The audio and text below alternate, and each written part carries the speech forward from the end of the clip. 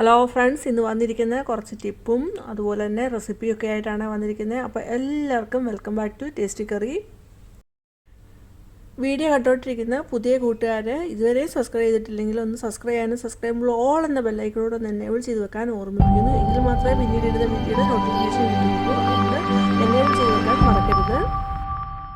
വളരെ ഇൻട്രസ്റ്റിംഗ് ആയിട്ടുള്ള റെസിപ്പിയും ടിപ്സും ഒക്കെയാണ്. അപ്പോൾ എല്ലാവരും സ്കിപ്പ് ചെയ്യാതെ തന്നെ കാണുക, സപ്പോർട്ട് ചെയ്യുക. ആദ്യത്തെ ടിപ്പ്, നമ്മൾ വെജിറ്റബിളൊക്കെ ഗ്രേറ്റ് ചെയ്തെടുക്കാറുണ്ട്. അങ്ങനെ ഗ്രേറ്റ് ചെയ്ത് തീരാറാകുമ്പോൾ നമുക്കൊരു പേടിയുണ്ടാവും, നമ്മുടെ കൈ അതിൽ ഗ്രേറ്ററിലൊന്ന് ഉരയോ എന്നൊക്കെ ഒന്ന് പേടിയുണ്ടാവും. അപ്പോൾ അങ്ങനെയൊക്കെ വരുമ്പോൾ നമുക്ക് ഉപയോഗിക്കാൻ പറ്റിയ നല്ലൊരു ടിപ്പാണ്. ഞാനിവിടെ ഗ്രേറ്റ് ചെയ്യുന്നത് പപ്പായാണ്. അപ്പം ഗ്രേറ്റ് ചെയ്തുകൊണ്ടിരുന്നപ്പോൾ തീരാറായതെല്ലാം അവിടെ കളക്ട് ചെയ്ത് വെച്ചിട്ടുണ്ട്. അപ്പോൾ ഞാനിപ്പോൾ ഇതിന് വേണ്ടിയിട്ട് ഉപയോഗിക്കാൻ എടുത്തിരിക്കുന്നത് ഫോർക്കാണ് എടുത്തിരിക്കുന്നത്. ഫോർക്കയിലോട്ട് ആ തീരാറായ പപ്പായ കുത്തി കൊടുക്കുന്നു, എന്നിട്ട് ഗ്രേറ്റ് ചെയ്യുന്നു. ഫോർക്ക കുത്തി ഗ്രേറ്റ് ചെയ്യുന്ന സമയത്ത് പ്രത്യേകം ശ്രദ്ധിക്കേണ്ടതെന്ന് വെച്ചാൽ, ഗ്രേറ്റ് ചെയ്യുന്ന എല്ലാ സൈഡും, ആ പപ്പായയുടെ എല്ലാ സൈഡും, ആ തീരാറായ പപ്പായ ആയിരിക്കും, അതിൻ്റെ എല്ലാ സൈഡും ഒരേപോലെ ഗ്രേറ്റ് ചെയ്ത് കൊണ്ടുവരണം.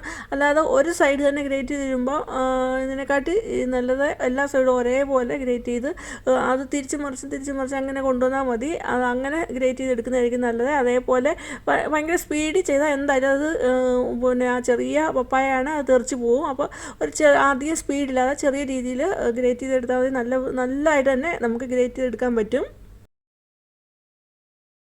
അങ്ങനെ ഞാൻ എല്ലാം ഗ്രേറ്റ് ചെയ്തെടുത്തിട്ടുണ്ട്.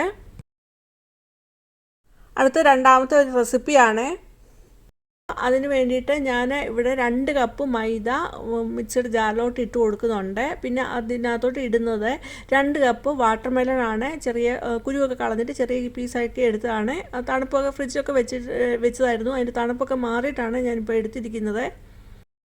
പിന്നെ ഇട്ട് കൊടുക്കുന്നത് 1/2 കപ്പ് പഞ്ചസാരയാണ്. ഇനി പഞ്ചസാര വേണ്ടാത്തവർക്ക് അത് ഒഴിവാക്കാവുന്നതാണ്. ആ നാച്ചുറലായിട്ടുള്ള വാട്ടർമെലൻ്റെ മധുരം മതിയെങ്കിൽ അങ്ങനെ നമുക്ക് എടുക്കാവുന്നതാണ്, അത് കുഴപ്പമില്ല.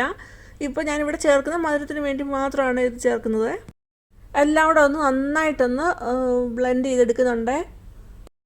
അങ്ങനെ ബ്ലെൻഡ് ചെയ്തപ്പോൾ ആ ബാറ്റർ തിക്കാൻ തോന്നിയപ്പം പിന്നെ 1 കപ്പ് കൂടെ വാട്ടർമെലൺ ഇട്ട് കൊടുത്ത് നന്നായിട്ട് അടിച്ചെടുത്തിട്ടുണ്ട്.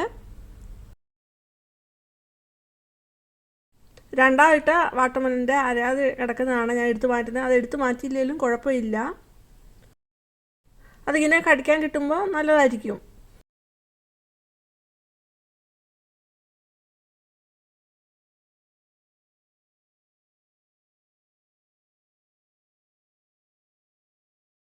ഇങ്ങനെ ഈ കൺസിസ്റ്റൻസിയിലിരിക്കും.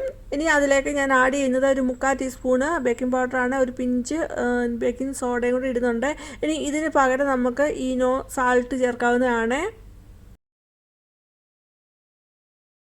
അപ്പോൾ അത് നന്നായിട്ടൊന്ന് മിക്സ് ചെയ്തെടുക്കുന്നുണ്ട്.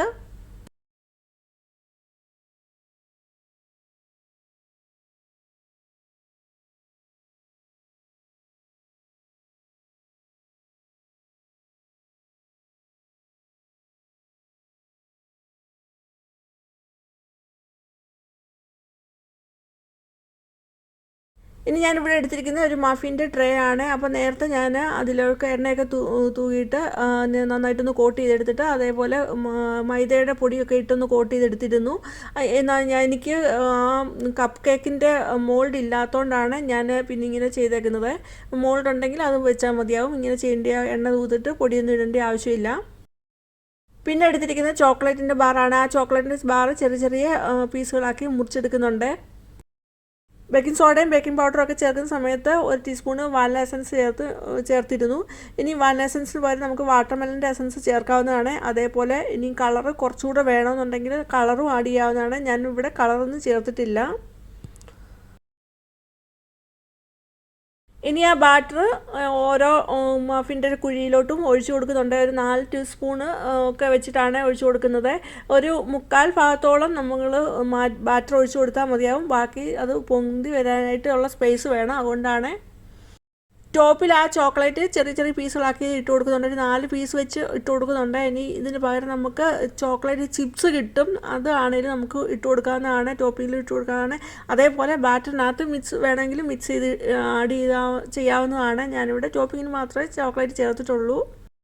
180°C 10 മിനിറ്റ് പ്രീ ഹീറ്റ് ചെയ്ത ഓവനകത്ത് ഒരു 20 മിനിറ്റ് വെച്ചാണ് ബേക്ക് ചെയ്തെടുത്തത്. നമുക്ക് വേണമെങ്കിൽ ഗ്യാസ് വേണമെങ്കിലും നമുക്ക് ചെയ്തെടുക്കാവുന്നതാണ്. അങ്ങനെ നമ്മുടെ വാട്ടർമെലൺ കപ്പ് കേക്ക് ഇവിടെ റെഡി ആയിട്ടുണ്ട്. നല്ല പെർഫെക്റ്റ് ആയിട്ട് തന്നെ കിട്ടിയിട്ടുണ്ട്. നല്ല ടേസ്റ്റ് ആയിരുന്നു. അടുത്ത മൂന്നാമത്തെ ടിപ്പ്, തുണികളൊക്കെ ഇങ്ങനെ കുന്നുകൂടി കിടക്കുന്നത് അതൊരു ഭയങ്കര പ്രോബ്ലം ആയിരിക്കും. അപ്പം അതേപോലെ സ്പേസ് ഒക്കെ ഇല്ലാത്തതായിരിക്കും അടുത്ത പ്രശ്നം. അപ്പോൾ അതൊക്കെ സോൾവ് ചെയ്യാനായിട്ട് നല്ലൊരു ടിപ്പാണ്. അപ്പോൾ അതെങ്ങനെയാണെന്ന് നമുക്ക് കണ്ടു നോക്കാം. അപ്പോൾ അതിന് വേണ്ടിയിട്ട് ഒരു ബെൽറ്റ് എടുത്തിട്ടുണ്ട്. അപ്പോൾ ഞാൻ എടുത്തിരിക്കുന്ന ബെൽറ്റിന് ഇതിനകത്ത് കിഴുത്തുണ്ട്. നാച്ചുറലായിട്ട് അതിന് കിഴുത്തുള്ളതാണ്. അപ്പോൾ നമുക്ക് എടുക്കുന്ന ബെൽറ്റിന് കിഴുത്തില്ലെങ്കിൽ നമുക്കൊരു ആണി വെച്ച് അവിടെ ഒരു കിഴുത്ത് ഉണ്ടാക്കാവുന്നതാണ്. ഇനി അങ്ങനെ കിഴുത്ത് ഉണ്ടാക്കിയിട്ട് വേണമെങ്കിൽ ആ ഒരു ബട്ടൺ ഉണ്ട് കിട്ടും. ഇനി നമ്മൾ ഷർട്ടിനൊക്കെ ഉള്ള ഇടുന്ന ടൈപ്പ് ഒരു ബട്ടൺ ഉണ്ട്. അത് വെച്ചിട്ടാണെങ്കിലും നമുക്ക് ആ കിഴുത്ത് ഇട്ടിട്ട് നമുക്ക് ഇട്ട് കൊടുക്കാവുന്നതാണ്. അപ്പോൾ കുറച്ചുകൂടി നീറ്റായിട്ടിരിക്കും. ലോങ് ലാസ്റ്റിംഗ് ആയിട്ട് കിട്ടുകയും ചെയ്യും. അത് ഈ ബെൽറ്റ് കാണുന്ന പോലുള്ള ആണി ആണ് ഞാൻ പറഞ്ഞ കാര്യമേ. പിന്നെ എടുത്തിരിക്കുന്ന ഹാങ്ങറാണ്. ആ ഹാങ്ങർ ആ ബെൽറ്റിൻ്റെ കിഴുത്തിലോട്ട് ഇട്ട് കൊടുക്കുന്നു. ഒരു നിശ്ചിത അകലത്തിലാണ് പിന്നെ ബാക്കിയുള്ള ഹാങ്ങർ ഇട്ട് കൊടുക്കുന്നത്. അതേപോലെ ഇപ്പോഴത്തെ കബോർഡിനകത്ത് ഒരു സ്ഥലം ഉണ്ടാവും, ഇങ്ങനെ ഹാങ്കർ തൂക്കിയിടുന്ന സ്ഥലം ഉണ്ടാവും. അവിടെ പിന്നെ വേറെ തട്ടൊന്നും ഉണ്ടാവില്ല. അപ്പോൾ അവിടെ മേളിലൊരു കമ്പി കാണും. അതിൽ നമ്മൾ ഹാങ്കർ ഇട്ടിട്ട് അതിലിങ്ങനെ നമ്മൾ തുണി തൂക്കിയിടുമായിരിക്കും ചെയ്തത്. അപ്പോൾ അവിടെ കുറേ സ്പേസ് നമ്മുടെ പോവും. അങ്ങനെയൊക്കെ ഉള്ള സമയത്ത് നമുക്ക് സ്പേസ് ലാഭിക്കാനും സ്പേസ് കുറവുള്ളവർക്കൊക്കെ പറ്റി നല്ലൊരു ടിപ്പാണ്. അതേപോലെ ഹോസ്റ്റലൊക്കെ താമസിക്കുന്നവർക്കാണെങ്കിലും തുണിയൊക്കെ ഒതുക്കി വെക്കാനും ഒക്കെ ഭയങ്കര പാടായിരിക്കും. അപ്പോൾ അങ്ങനെയൊക്കെയുള്ള സമയത്ത് നമുക്ക് ഉപയോഗിക്കാൻ പറ്റിയ നല്ല ഒരു കിടിലൻ ടിപ്പ് തന്നെയാണിത്. ഇനി നമുക്കിത് എവിടെയാണോ ഇത് തൂക്കിയിടാൻ സൗകര്യമുള്ളത് അവിടെ നമുക്ക് കൊണ്ട് തൂക്കിയിടാവുന്നതാണ്. ആണിയിൽ ഭിത്തിയിലുള്ള ആണിയിൽ അവിടെ അങ്ങനെയാണെങ്കിൽ അവിടെ വെക്കാം. അതേപോലെ കബോർഡിനകത്ത് വാർഡ്രോബ് ആയിട്ടുള്ള സ്ഥലത്ത് അവിടെയാണെങ്കിലും നമുക്ക് ഇത് കൊണ്ട് വെക്കാവുന്നതാണ്.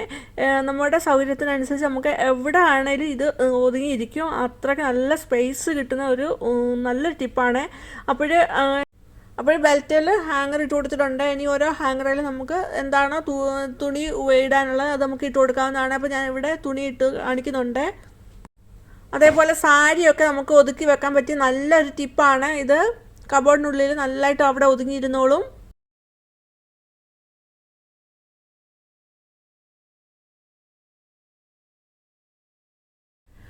അതേപോലെ തന്നെ നമുക്ക് തുണിയൊക്കെ ഉണക്കാനാണെങ്കിലും നല്ലൊരു ടിപ്പ് തന്നെയാണിത്.